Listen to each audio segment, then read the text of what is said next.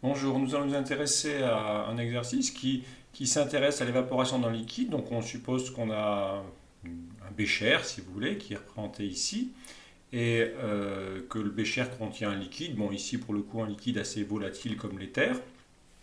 Donc on a au départ une certaine quantité d'éther liquide dans le tube. On a quelques données bon, sur les caractéristiques de l'éther. Et l'idée est la suivante, c'est on veut chercher à savoir en quelle durée, eh bien en fait le liquide va totalement s'évaporer. Alors la physique est celle-ci. Eh bien, au-dessus de l'éther liquide, il va forcément y avoir de la vapeur d'éther en équilibre qui va se former. Et donc vous aurez à ce niveau-là une forte densité en, en éther-vapeur. Et ici une densité en éther-vapeur quasiment nulle. Donc vous aurez cette différence de densité particulière en éther-vapeur va créer une diffusion, disons, de la surface du liquide vers l'extérieur. Alors on sera bien sur la diffusion parce que si on a une colonne d'air comme ça, on peut supposer qu'il y a peu de phénomènes de convection, donc ce sera essentiellement de la diffusion, donc la loi de Fick sera bien adaptée. Et on suppose qu'ici, qu'il y a un courant d'air au-dessus qui nettoie, donc dès que les particules arrivent là, elles sont enlevées. Et donc cette différence de densité particulière va entraîner un flux particulier qu'on pourra obtenir grâce à la loi de Fick. Et ce flux particulier va vous dire combien de particules quittent le liquide par unité de temps. Et ensuite, quand vous aurez cette information, eh bien, ça va forcément être lié au rythme auquel le niveau du liquide va baisser. Et on va sûrement réussir ainsi à obtenir une équation différentielle sur la hauteur h qu'on peut espérer intégrer et savoir au bout de combien de temps l'éther liquide aura totalement disparu. Alors pour l'exercice, va se placer en régime quasi permanent, on va y revenir, et simplement à la fin de l'exercice, je justifierai cette approximation. L'idée est celle-ci, pour que le régime permanent quasi permanent puisse s'appliquer, il va falloir en fait que le temps d'évaporation du liquide soit long par rapport au temps de remise à l'équilibre par diffusion. Et donc si le système se remet immédiatement à l'équilibre à chaque fois que la hauteur h change un peu, on pourra supposer une quasi-suite d'états d'équilibre et appliquer pour la densité particulière l'équation du régime permanent. Mais ça, j'y reviendrai un petit peu à la fin. Donc on va commencer par étapes. Donc première étape, déterminer le champ particulier dans la colonne d'air pour ensuite pouvoir exprimer, grâce à la loi de Fick, le flux sortant. Donc pour là, on va se mettre, on rappelle, on est bien à une dimension, d'accord? Ici la variable est z, et donc quel que soit z qui appartient donc à l'ouvert h de t grand H, donc dans l'air en fait, d'accord? Alors là, par contre, ce qui diffuse, ce sont les particules d'éther, et on sait que la densité particulière en éther, hein, eh bien, doit vérifier l'équation différentielle, donc je ne la refais pas, d'accord? Mais en l'absence, donc là, il n'y a pas de création d'éther en plein milieu de la zone d'air, donc on écrit l'équation de la diffusion, mais sans terme source, et ceci s'écrit, donc si on appelle petit n, ici c'est bien la densité particulière, hein, ce n'est pas le nombre de moles, c'est la densité particulière. On sait que l'équation de la diffusion de particules est celle-ci à une dimension en cartésienne, sans terme source, d'accord? Et ceci, c'est dans la partie où il y a l'air, pour la densité particulière en vapeur. Et simplement, si on se place en régime, donc c'est là qu'on va faire l'hypothèse du régime quasi permanent, et si on fait l'hypothèse du régime quasi permanent, on va pouvoir supposer que ce terme-là est nul, et donc finalement, l'équation va simplement se simplifier en d carré n sur dz carré égale 0. Et là, bien évidemment, donc on sait que dans l'air, la densité particulière en vapeur d'éther, eh bien, sa dérivée seconde est 0. Donc forcément, la loi à vérifier est du type n de z, c'est forcément az plus b. Donc c'est une loi affine, nécessairement, comme dans le cas du régime permanent. Et ici maintenant, ce qu'on peut faire, il suffit de déterminer A et B grâce aux conditions limites. Donc il y a deux conditions à imposer, aux deux limites du système. Donc en z égale h de t, eh bien forcément la densité particulière en n égale h de t. Eh bien, ici, vous avez le liquide qui doit être en équilibre avec la vapeur. Ici, ce sont les entités molécules d'éther-vapeur juste en équilibre avec le liquide. Donc ici, vous devez avoir l'équilibre euh, liquide, enfin, pardon, éther liquide, éther liquide, éther liquide et éther vapeur. Donc ce que vous devez avoir là, c'est la densité particulière associée à la pression de vapeur saturante. Donc cette densité particulière, je vais simplement lui donner un nom N1, mais cette densité particulière, c'est la densité associée à la pression de vapeur saturante. Donc ce N1, on sait que la loi des gaz parfaits, mais écrit en termes de densité particulière, c'est écrit la pression de vapeur saturante, donc à la température T0 de l'exercice, sur Kb T0, Kb étant la constante de Boltzmann. D'accord? Donc attention, la relation P égale N kBT, avec N la densité particulière, parfois qu'on note N étoile, à ne pas confondre avec PV égale nRT, où N ici, où N serait le nombre de moles. Donc, ok, je reprends encore une fois. La densité particulière d'éther-vapeur juste au-dessus du liquide, ça doit être égal à la densité associée à la pression de vapeur saturante, et grâce à l'équation des gaz parfaits, on sait que la densité particulière que je vais noter à 1, c'est la pression de vapeur saturante, mais qui nous est donnée dans l'exercice, ici de 0,58 bar. Et Kb est donné, la constante des gaz de Boltzmann est donnée, la température est fournie. Donc ce N1 est connu. D'accord? Et donc ceci va valoir eh bien, la valeur, donc ce sera A fois H de T plus B. Donc ça c'est la première équation. Donc on a une première équation qui est celle-ci. Mais on a une seconde équation qui sera en Z égale grand H. Alors ce qu'on va simplifier, on va simplifier en disant simplement que donc ça vaudra forcément A grand H plus B. Et la simplification qu'on va faire, c'est de dire que, eh bien, il y a un courant d'air, on fait passer un certain courant d'air ici, d'accord, qui fait que l'air est nettoyé, et donc l'éther ne reste pas, disons, en haute colonne, mais il est nettoyé. Et donc on va supposer ici que, eh bien, ceci c'est quasiment zéro, en supposant que il y a un flux d'air en haute colonne qui va en fait nettoyer les éventuelles molécules d'éther qui seraient présentes, et donc à chaque fois ça revient à zéro. Donc je peux écrire le système complet d'équations qu'on a, pas extrêmement compliqué à résoudre, d'accord. On doit avoir que donc N1, je vais laisser N1 pour l'instant, et j'y reviendrai à cette formule-là si j'en ai besoin, c'est A H de T plus B. Et d'autre part, on sait que 0, ça sera égal à A grand H plus B.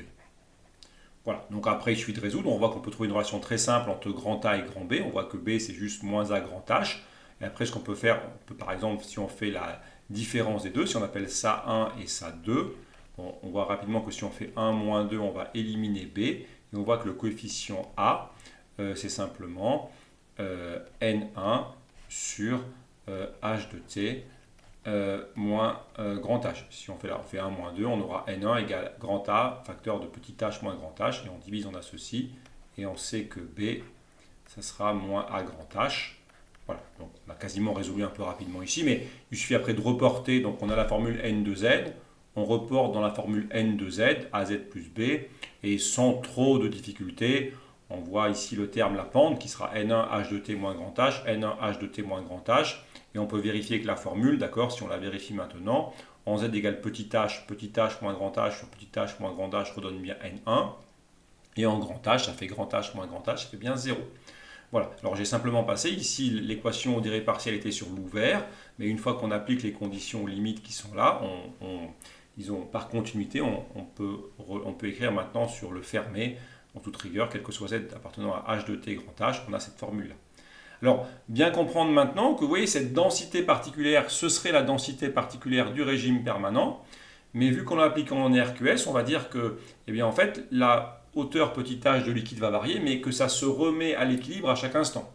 Donc on a une première hauteur h, le système diffuse très rapidement à l'intérieur et ça se remet à l'équilibre, on trouve cette équation-là, et quand la hauteur h baisse, la diffusion se fait très rapidement par rapport au temps de descente du liquide, et on peut supposer que le système est une suite de quasi-états d'équilibre, où on aurait la formule du régime permanent, mais avec un petit h qui dépend maintenant du temps.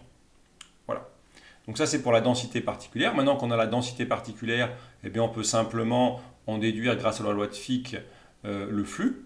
Donc maintenant, si on veut le flux sortant, c'est-à-dire donc le flux particulier qui va monter dans la colonne, eh bien, on sait que phi de z, donc quel que soit z appartenant à h de t grand H, eh bien, le phi de z, ce sera égal à la loi de Fick. Donc là, je vais appliquer la loi de Fick. Je vais dire que d'abord, je vais dire que c'est le Jn de z fois une certaine section. Donc la section x, ça serait la section droite du tube, d'accord, mais elle va disparaître à la fin. Et ensuite, ici, j'utilise la loi de Fick pour ce processus de diffusion. Et ça fait moins d, le certain coefficient de diffusion, fois d rond n sur d rond z fois s. Et grâce à la formule là, on voit bien que la pente, c'est n1 sur h de t moins grand h. Donc ça fait moins d fois n1 fois petit h de t moins grand h fois petit s. Donc voilà pour, et j'ai peut-être, voilà, j'ai fait disparaître le signe moins, donc après on peut se débarrasser du signe moins et on voit que phi de z. Alors on voit que phi de z ne dépend pas de phi 0. D'accord, donc phi de z, on peut l'appeler phi 0, même si en priori il dépendra du temps, mais disons qu'il est phi 0 au sens où il est indépendant de z. Et si je change les signes, ça fait dn1 sur grand H moins petit h de t fois s. Et ce phi de z qui est compté sortant, parce que l'axe z étant orienté comme ça, on compte le phi de z sortant. Et donc il est positif, parce que bien sûr les particules sont en train d'aller du concentré vers le dilué. Voilà pour la réponse. Donc, alors, une remarque qu'on peut faire, on peut essayer de comprendre pourquoi ce phi de z dans la colonne ne dépend pas de z. Alors, la raison en est toujours la même, c'est que vu qu'on suppose un quasi-régime permanent, eh bien, on doit les apports, sur n'importe quelle tranche, les apports doivent compenser les pertes. Et vu qu'il n'y a pas d'apport en volume, le phi qui traverse la colonne en z doit traverser la colonne en z plus dz, sinon il y aurait accumulation de particules entre z et z plus dz. Donc c'est ce qui assure que ici le phi de z est indépendant de z à un temps donné. Voilà, et donc on a l'expression de phi de z qui est celle-ci, d'accord. Bien sûr, phi de z est d'autant plus grand que le coefficient de diffusion est important et qu'on a une grande section, toutes choses égales par ailleurs. Donc maintenant qu'on a le phi de z, eh bien ça veut dire que ça c'est, on peut redire ce que c'est, ce phi de z, c'est des particules par seconde, d'accord, c'est le nombre de particules par seconde qui sont en train de quitter la boîte. Et bon, on se dit, si on sait combien de particules sont en train de quitter la boîte, eh bien, je peux simplement voir à quelle vitesse ça va baisser. Ici, donc là, on passe maintenant à la troisième étape, c'est trouver l'équation qui va régir la baisse du niveau d'éther liquide. Alors, on va partir sur cette idée-là. On va simplement se dire qu'à l'instant T, eh bien, on a une certaine quantité d'éther liquide dans le réservoir et qu'un tout petit peu plus tard, eh bien, le niveau a baissé et donc on a perdu le volume qui est ici et cette perte de volume est associée au flux sortant. Donc on peut commencer par écrire, alors on va écrire une équation que on peut écrire que le nombre de molécules d'eau en T plus dt, ça sera le nombre, pas d'eau mais d'éther, excusez-moi, hop, d'éther, ça sera le nombre de molécules d'éther en T plus dt, en T, pardon. Voilà, donc ce qu'on aura à la fin, ce qui restera à la fin, ce qui est en bleu, d'accord, ici, eh bien, c'est ce qu'on avait au début, moins l'évaporation. D'accord, pour dire ça en français entre guillemets, d'accord, maintenant on va écrire ça proprement mathématiquement. Alors maintenant, si on reprend, alors comment je vais faire pour trouver ça? Eh bien, dans le liquide, il y a une certaine densité particulière en liquide. Donc, je peux écrire, attention, n dans le liquide. Attention que ce n dans le liquide n'est pas égal à 1. Ça, c'est beaucoup plus élevé. C'est la densité particulière du liquide. Donc, ce n liquide, il représente, d'accord, c'est le nombre de particules par unité de volume dans la phase liquide. D'accord? C'est la densité particulière, mais dans le liquide. Et bien sûr, cette valeur est beaucoup plus grande que le N1 qu'on a trouvé tout à l'heure, parce que le liquide est beaucoup plus dense que la vapeur. Donc je prends la densité particulière et je multiplie par le volume que j'aurai donc à la fin. Et donc le volume à la fin, c'est toujours cette fameuse section S. Je peux la redessiner rapidement ici, cette section S. Donc j'ai une certaine section ici. Et donc je fais simplement la section fois la hauteur. Donc ça sera S H de T plus dt. Donc ça, c'est le volume de l'éther liquide à la fin, fois la densité particulière dans le liquide, qui elle ne change pas, parce que bon, c'est de l'éther liquide, d'accord, qui a une certaine densité particulière. À l'instant T, c'était la même chose, mais avec la hauteur d'eau à l'instant T. Donc bien sûr, on avait plus de particules dans l'eau au début, parce que H de T était plus grand que H en T plus dt, moins ce qui s'est évaporé. Et donc ça, c'est le nombre de particules, d'accord, parce que vu que là, on a bien des nombres de molécules ou des nombres de particules, donc on peut bien écrire un nombre de particules, mais là, ça va être très simple, parce que ce nombre de particules, eh bien, par définition, on a bien dit que le flux particulier, c'était des particules par seconde. Donc là, c'est forcément phi 0 dt. Voilà, il ne faut pas se mélanger entre les masses. On peut raisonner sur la masse, on peut raisonner sur les particules, on peut raisonner sur le nombre de moles, mais il faut être cohérent. Si là, je mets des molécules, d'accord, ici, c'est les molécules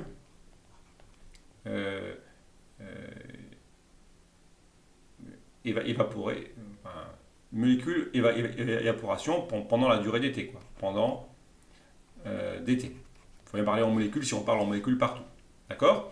Et donc ça fait bien des molécules aussi, vu que ça c'est des molécules par seconde, d'accord? Alors maintenant, bien, on voit que on peut simplement réécrire un peu l'équation. Si on ramène h de t plus dt moins h de t, eh bien ce sera bien ça sera la petite différence en h, d'accord? Donc ça va faire n liquide fois s dh. Et ici, ça va faire moins phi 0. Donc je peux remplacer phi 0 par l'expression qu'on avait au-dessus.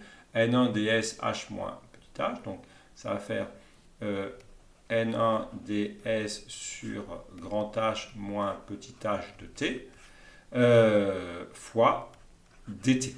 D'accord? Je peux barrer les S qui sont là, qui ne vont pas intervenir finalement. C'est pour ça que ce n'était pas donné au départ, cette grandeur-là.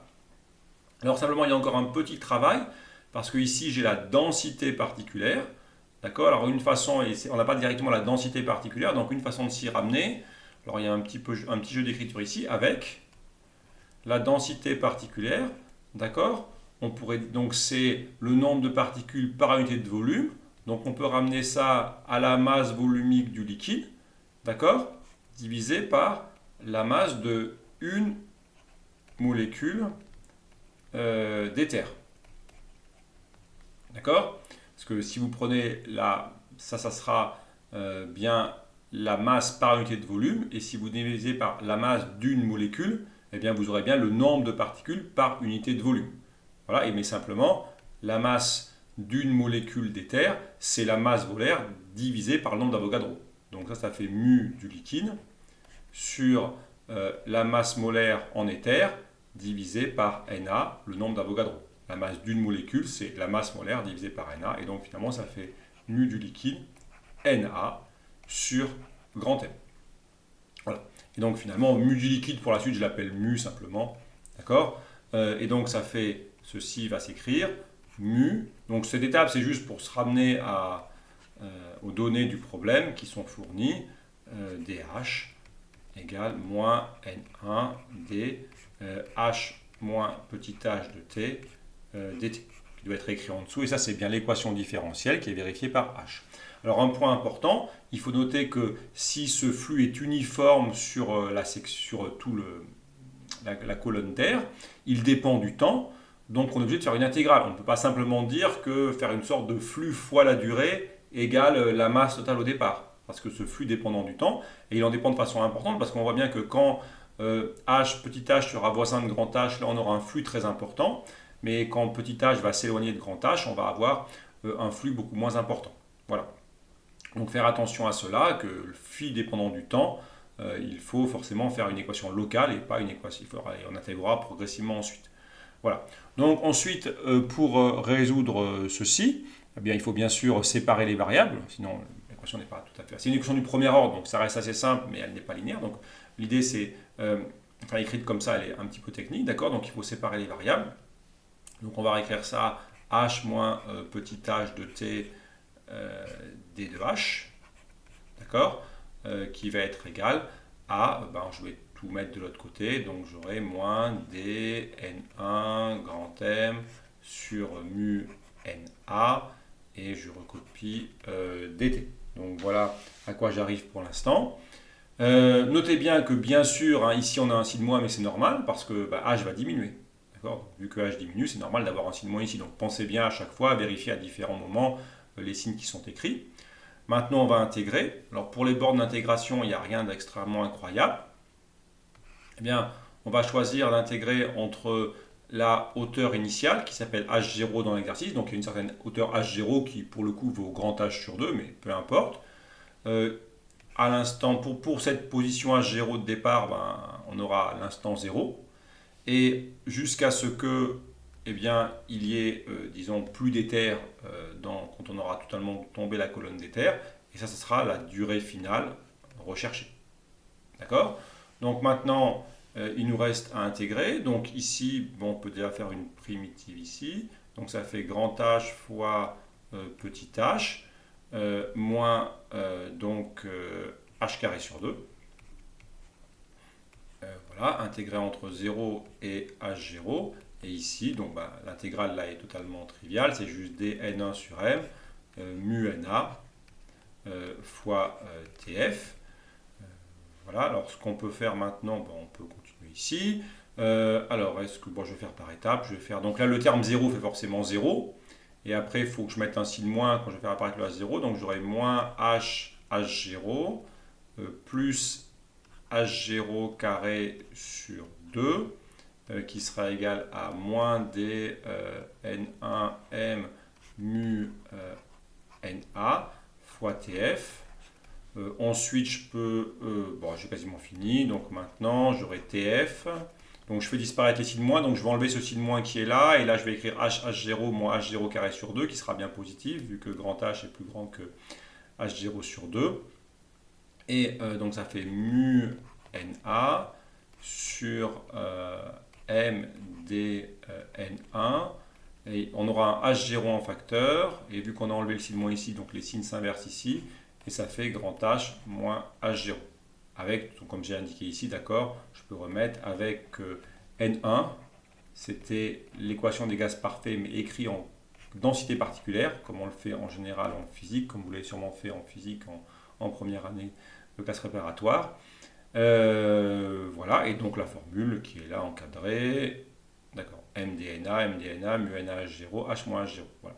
Alors si on fait l'application numérique, toutes les formules sont données. Si vous revenez au début, vous avez toutes les grandeurs qui sont fournies, la masse volumique, la masse molaire, le coefficient de diffusion dans l'air, la pression de vapeur saturante, la constante de Boltzmann.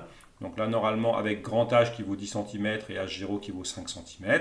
Et si on fait l'application numérique, on trouve de l'ordre de 1 jour. Bon, finalement, vous avez un liquide dans un verre, il s'évapore et à la fin de la journée, il ne reste plus rien. Bon, ça semble une durée qui n'est pas forcément aberrante, d'accord ? Voilà, donc voilà pour cette durée. Alors la dernière question qu'on peut se poser, c'est en fait de se dire, oui, mais pour faire ça, on a quand même fait l'hypothèse du régime quasi-stationnaire, donc tout est basé sur cette équation-là, qui en toute rigueur est une approximation, parce qu'en toute rigueur, ce terme-là n'est pas rigoureusement nul, d'accord, vu qu'on a le niveau de liquide qui baisse progressivement dans la colonne. Alors, on peut essayer de vérifier que la condition des RQS est valable, donc je vous rappelle l'idée pour la condition du régime quasi-permanent. Il faut en fait que le temps de diffusion dans la colonne d'air soit suffisamment court par rapport au temps d'évolution du système pour que à chaque baisse de niveau, le système se remette dans un quasi-état d'équilibre selon la loi affine de densité particulière. D'accord ? Donc on a cette durée-là, ça c'est en gros la durée de l'expérience, c'est le temps qu'il faut au niveau pour baisser, c'est le temps caractéristique qu'il faut pour que le niveau baisse. Et il faut que la durée de diffusion soit très courte devant cette durée-là. Donc je vous rappelle l'idée générale pour trouver en ordre de grandeur la durée de diffusion. Le temps caractéristique de diffusion est de mise à l'équilibre par diffusion. Tout est basé sur le coefficient de diffusion D. On rappelle que la dimension du coefficient de diffusion c'est L carré T moins 1. L carré T moins 1. Et donc forcément, eh bien, si ici on va évoluer sur une longueur pour diffuser sur une longueur grand H, alors parfois c'est simplement H sur 2, donc selon le cas au début c'est plutôt H sur 2, à la fin c'est grand H, donc mettons-nous dans le pire des cas, disons, pour diffuser sur une longueur grand H, il faut une durée taux D, on va dire, d'accord. Eh bien, forcément, qui en ordre de grandeur doit être la seule façon de créer ce temps, eh bien, c'est de faire h carré sur D, d'accord. Ainsi, en faisant ceci, bah, vous avez bien une longueur au carré, c'est la longueur caractéristique qui est grand H dans l'exercice. Grand H sur 2, c'est pas très grave ce que vous prenez en fait. Vous pouvez prendre H0 si vous voulez, c'est pas extrêmement gênant, d'accord. Mais l'ordre de grandeur, c'est grand H au carré sur le coefficient de diffusion. Ça vous donne bien un temps et c'est forcément le temps caractéristique de mise à l'équilibre par diffusion, d'accord. Ce taux D, c'est le temps caractéristique de mise à l'équilibre de la colonne par diffusion. Donc ça, on peut l'estimer rapidement. Donc je vais l'estimer en dessous rapidement. Taux D, son ordre de grandeur, ben, ça va être en ordre de grandeur. Donc le H, c'était 10 cm, donc ça fait 0,1 m au carré. Et le coefficient de diffusion, si on le reprend initialement, il va aller de l'ordre de 10-5. Bon, 1,5 10-5, on pourrait même prendre 1 parce que tout ça c'est fait en ordre de grandeur. D'accord, donc ça fait 1,5 fois 10-5. Ça fait donc du 10-2 sur 10-5, ça fait à peu près du 10 puissance 3 sur 1,5. Et donc 600 fois 1,5 font 900. Donc pour dire les choses grossièrement, on est sur du 6 fois 10 puissance 2 secondes. Donc pour dire les choses encore grossièrement, donc 60 secondes font 1 minute. Donc on est sur une dizaine de minutes. Donc qu'est-ce que ça signifie? Ça veut dire que chaque fois que le niveau baisse un petit peu, il faut 10 minutes pour que le dispositif se remette à l'équilibre. Mais le point très important, et retrouve la quasi-loi affine, et le point très important, c'est que cette chose-là, d'accord, ce taux D, il est très petit devant TF. Donc le temps caractéristique de diffusion est très petit devant la durée de l'expérience, donc le système se remet quasiment instantanément à l'équilibre. Alors on a un facteur qui est quand même très important, hein, 10 minutes par rapport à un jour. On a vraiment un écart très significatif de plus d'une centaine, d'accord, enfin largement plus de 100, d'accord, donc c'est tout à fait acceptable. Donc ça justifie, d'accord, donc ça permet de justifier, donc ça, c'est une justification a posteriori de la RQS, l'approximation des régimes quasi-stationnaires ou quasi-permanents. D'accord, c'est ce qui vous autorise à faire le régime quasi-stationnaire à chaque instant. Donc voilà pour l'idée. Donc si maintenant on reprend un peu l'exercice, donc bien comprendre l'idée physique, d'accord. Un point important, c'est de ne pas se mélanger donc entre la densité de vapeur d'éther dans l'air et la densité d'éther dans le liquide, qui n'ont absolument rien à voir, d'accord. Voilà. Ensuite, l'idée de l'approximation des régimes quasi permanents, sinon c'est très difficile à résoudre cette équation dans le cas général, d'accord. Donc pour trouver le champ particulier, une fois qu'on a le champ particulier, ça c'est facile, c'est une loi affine, d'accord, donc les conditions limites, on réduit le flux par la loi de Fick. Ensuite, on fait un bilan. Alors, soit ici, il ne faut pas se tromper, hein, il faut faire attention aux unités, soit un bilan de masse, soit un bilan de particules, soit un bilan de nombre de moles, mais il faut bien que ce soit cohérent entre les trois. Le plus simple, c'est de faire un petit schéma, de bien réfléchir à la fin sur le signe qu'on va trouver. Ok, mais c'est souvent plus facile de faire ce qui est à la fin, c'est ce qui est au début, et par rapport à l'évolution, d'accord, moins ce qui est sorti. Voilà, et ça, toujours, et aussi savoir effectivement discuter de la validité de l'approximation. Donc toujours pareil, un temps de diffusion, d'accord, c'est toujours une distance caractéristique sur soit le coefficient de diffusion sur les particules, ou enfin le kappa qui serait l'équivalent en thermique, d'accord, voilà, qui va jouer exactement le même rôle en thermique. Voilà à peu près ce qu'on peut dire. Bien évidemment, bah, la durée d'évaporation, elle va diminuer si le coefficient de diffusion augmente. Donc forcément, si le système s'évapore plus facilement, si la diffusion au sein de la colonne est plus rapide, c'est assez clair que ça va s'évaporer rapidement. Également, si la pression de vapeur saturante est plus grande, ça veut dire que le liquide a tendance à s'évaporer plus facilement et on a bien un NO au dénominateur et donc ça va réduire le temps. Donc si vous avez un liquide qui qui est très volatile et qui diffuse facilement dans la colonne, bien évidemment que ça va faciliter l'évaporation. En contretemps, bien sûr, si vous avez des grandes longueurs de colonne, ça prendra du temps pour diffuser dans ces grandes longueurs et forcément ce sera moins efficace. Voilà, je vous remercie pour cet exercice qui est déjà assez complet sur la diffusion.